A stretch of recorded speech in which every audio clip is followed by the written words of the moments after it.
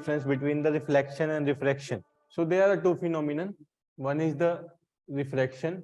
Whenever a light is passed through a medium, it bends.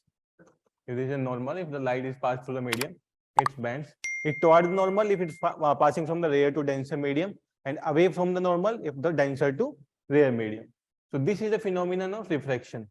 And reflection, if there is a mirror and any light is coming out and it's reflecting back again.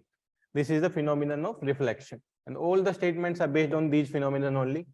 House door peepholes means there is a security type of gate in there.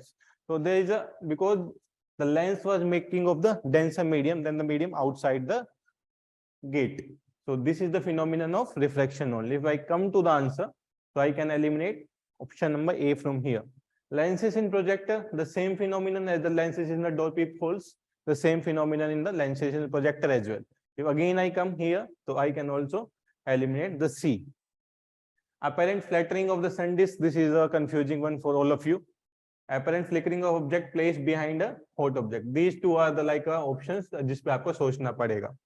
Other these two you can easily directly mark here, but these two options require some amount of thinking. Is it the refraction or the reflection in these type of the options there?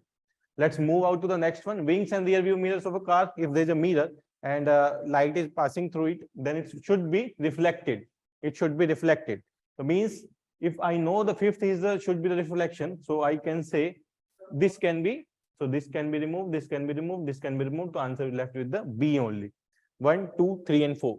Means if you know these two phenomena or the one phenomenon related to the reflection, you can directly reach to the answer there. So like now the IRMS is included in your prelims, Indian Railway Management Services.